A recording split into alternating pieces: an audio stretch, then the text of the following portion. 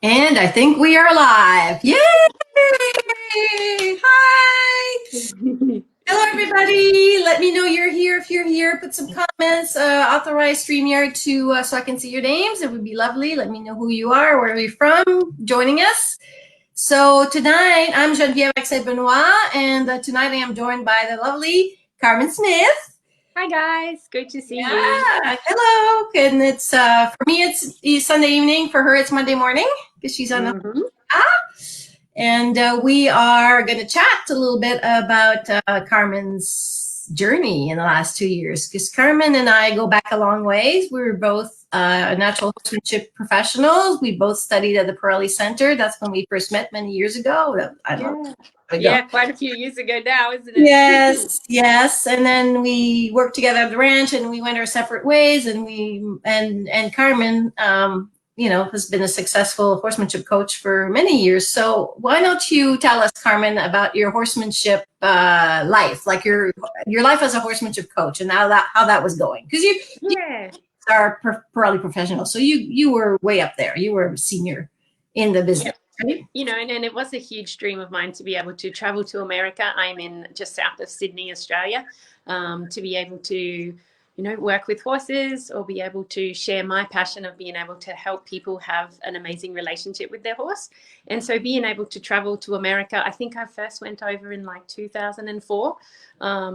We probably have to look back at the year we actually met, Jen, but I think it could have been around that time. It was 2006, I think. Was it? Yeah. Possibly, yes, because I was already a 1-star, I think, at the time.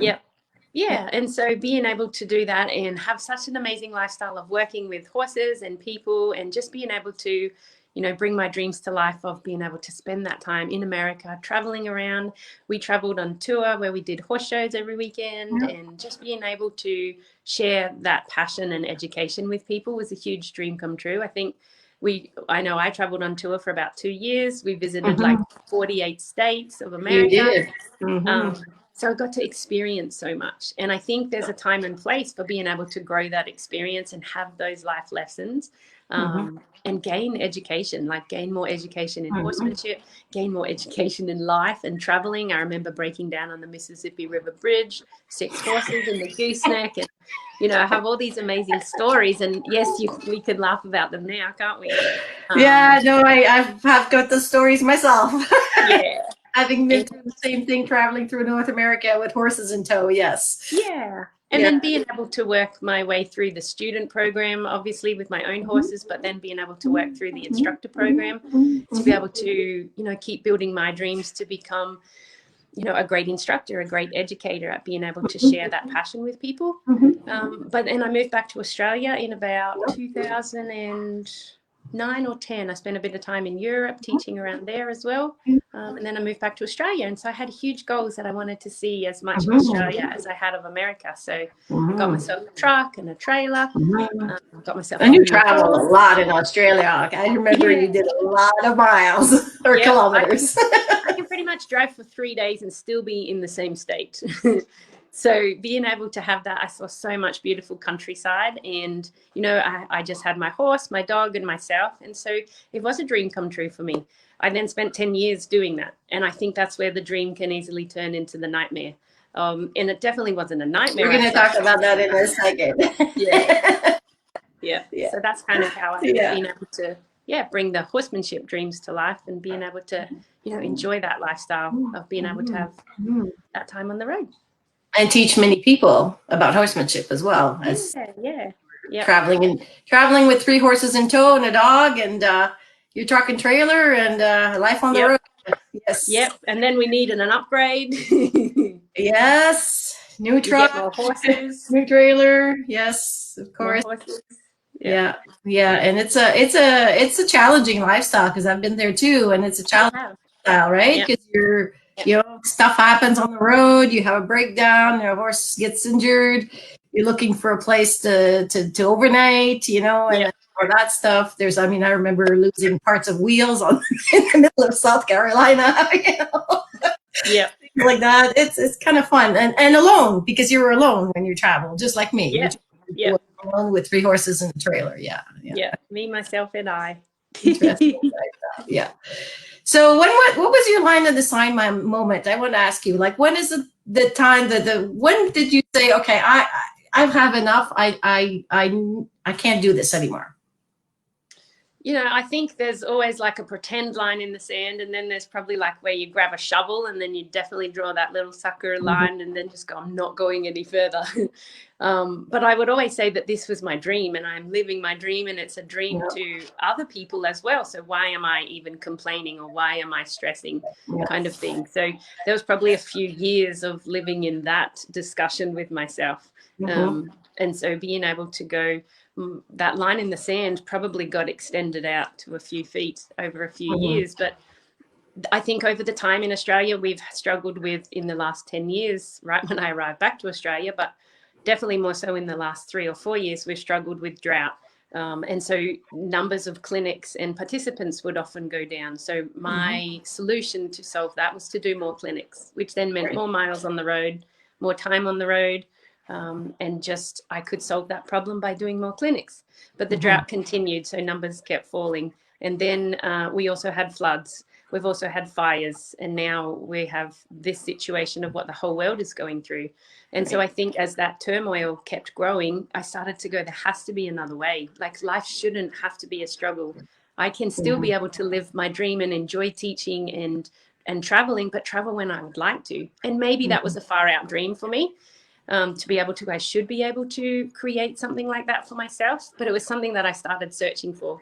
Because it was your only source of income, was teaching. Yeah. Yep. So, you know, I remember when we had fires 2 years ago, and every clinic kind of just gets cancelled instantly because everybody's needing to be able to look after themselves, and you don't want to travel through all of that. And so that was definitely, you know, a line in the sand. When things start when people have to cancel because of life, but you're already on the road, you already have the expenses, you're already halfway there of a, you know, 24-hour drive trip taking over 5 days with horses, and you're halfway there. I remember that too. Yes.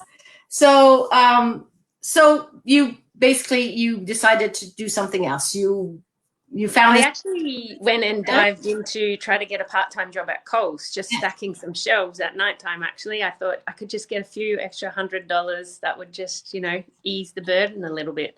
But I got knocked back about 3 times, so it wasn't very good for the confidence building. And my solution of, okay, well, I can't get a job at Coles, maybe I'm actually unemployable. What am I going to be, you know, doing, kind of thing. So then I started to look at, well, there has to be something else. And a friend was actually in the online business. And so I was like, I wonder if that's something I could do, because I could do it at nighttime. You know, I could do it in the pockets of time that I had around teaching, around being on the road. So then I just kind of reached out to her and asked a little bit more about it. Yeah, cool. Welcome, ladies. We've got some couple people watching. Wendy and Nick for coming. That's great. Lovely. So you started. So when you started this online business, what did you feel your biggest challenges were? Let's put it that way. Yeah, I think my biggest challenge was I had no experience. It was, you know, something that I'd not delved into before. I'm used to being around horses, being on the road. My whole thing was I was always time poor. I didn't have time to do something else, but I also didn't have time to continue to stay stuck. You know, I had lived the stuck hamster wheel probably for the last 2 to 3 years. So something really had to change. So I think my biggest challenge definitely was that I don't have experience. I can't do that. But then as I was able to look at the education part, I was like, well, that's kind of like horsemanship. You know, I watch a video, I go out, try it with my horse, I fail a few times, I work my way through it, and then ta-da, I succeed, and it's the best feeling in the world. Yeah, follow the process. Yeah, maybe I could do exactly the same thing as what I teach and actually go and live my own words. So I gave myself a kick up the bum. Excellent. And obviously it's work, because you've achieved massive success in the last 2 years. You want to touch on that? I mean, you've basically, blown everybody's socks off, basically. I think my own huge success in 2 years. Yeah, it's been definitely. So your life has changed quite a bit, right? Yeah, and just to be able to have also horses in my life for fun and not to be able to always have them for work and needing to get ready for something and another pressure for something else. My dream was to be able to also remind myself to be able to enjoy my horses, but also to be able to go out and teach when I wanted to. Not that I needed to go out and teach to pay the electricity bill, pay my rent, those kinds of things, that I wanted to be able to create something else that could help fund those dreams and, creating that. So it's really funny what I think was a crazy dream that was, way off in the distance. I'm like, wow, that actually gets to come to life. Like, I'm still at a friend's place this weekend. The weekend kind of gets extended. It's like, wow, I have the flexibility to be able to stay and we still get to have a chat because we have internet. And I get to be able to choose where I'd love to be able to work from. Yeah, and I've been following your journey, and now you're able to spend time at home and have a nice, lovely garden, and with friends, when possible, and so it's been quite a change to see. And also, I've seen you like in your happiness and your joy for life, and your I think I always had a belief of something that money doesn't buy happiness, or sometimes people would say, money doesn't grow on trees or different things like that kind of thing.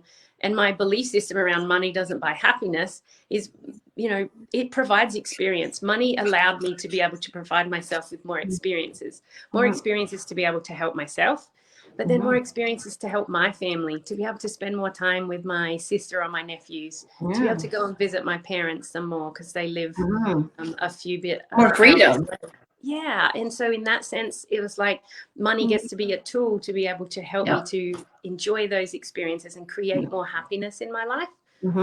And so that's being able to, fully replace my teaching income to then be able to go, I get to work from home and not just traveling all the time and then missing out on experiencing life for myself. Wonderful. So obviously not something that you regret. You're quite happy with with the move that you made. Yeah, definitely a good move. Yeah. Let me see, just check my questions here for a minute. Oh yes. What were the biggest lessons when you started your online business, or throughout your journey? Yeah, that's a good one to be able to touch on. And I think of at the very beginning, I had a fear of failure. I didn't think, because I didn't have any experience, I thought, well, what if this actually doesn't work? But being able to also look at that fear of failure and actually find the courage or belief in myself. I've gotten myself to exactly this part in my life just fine. So why couldn't I then create the next part of my dream or the next portion? There's going to be speed bumps along the way. So I think being able to get over the fear or fear of failure and have the courage to be able to try something new, to step into a whole new world. I've usually just surrounded myself with horse people. I actually wouldn't know what to talk to you about if there was not a horse around. But on the same level, I craved a different conversation. I actually wanted to talk to you about something else other than the weather or horses. So I think being able to believe that you can achieve what you say you would like to. So whether you think you can or you think you can't, you're probably right. So the strength of your belief and the courage was the things that you needed to really work on yourself, I guess, to get to where you are. And obviously you have grown that. Yeah. And like in horsemanship, we often say, go and work on yourself and play with your horse. And I think that's the same from the business side of it, is I needed to be able to come and work on myself and my beliefs. And yeah, it can be so challenging. Hey, Emma. But it's one of the most rewarding gifts that you get to be able to give yourself. And I think it comes in layers or in like snippets to be able to go, here's another little portion of belief. Like it just is like my veggie garden. Occasionally the strawberries grow, occasionally the possums come along and eat them, but they just get to be able to, it needs a little bit of fertilizer. It's had a ton of rain this weekend. But now it needs some sunshine. So it's balancing all those things out as well. Yeah. And something you can nurture and grow, just like your garden. Yeah. Grow, right? With the right environment and in the right community and the right support, right? Because we say horsemanship support is so important, in business as well, isn't it? Yeah, for sure. Wonderful. Okay, so what would you say to somebody who was on the fence and, looking at this and going, I'm not so sure this is for me, or I don't know, I'm a little worried, I'm scared, I'm skeptical. What would you say to them? I say, I feel you. I totally can relate to where you're coming from. But I also encourage you to ask yourself, how long can you keep doing what you're doing? Right. And, there's that saying of insanity is doing the same thing over and over again and expecting a different result. And so I had to change something to be able to get a different result. And so just being able to put one foot in front of the other, and obviously being able to have, Jen as a support crew, and being able to help guide you, ask questions, get involved.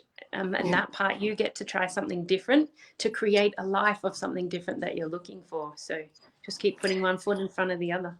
Yep, that is so true. Sometimes we get stuck in our own little wheel, and then we are afraid to look outside, and we just keep going the same thing, Yeah. And we have these little blinkers. Oh, the tunnel vision thing. Oh, I am there. Yeah. I totally understand. Yeah. Well, I don't know. I don't have any other questions unless you have something you'd like to add. It was wonderful to see you again. Wonderful. Yeah, lovely to chat with you Carmen. too, Jen. I think that's lovely. Yeah, you are a huge inspiration to me, and I'm sure to many other people as we move forward in our lives and grow our own, belief and courage and ability to look outside the box. I love that. Yeah, awesome. Thank Jen. you so much for spending this time with me. And well, I wish you. You're already at the beginning of your week, so have a good time with your friend. And yeah, and if you're looking to be able to get started into the online space, then reach out to Jen, have a chat. Absolutely, just reach out to me. I'll be happy to connect you to the community and show you the next step. So sounds good. Thanks, Jen. Okay. Thank you. Bye.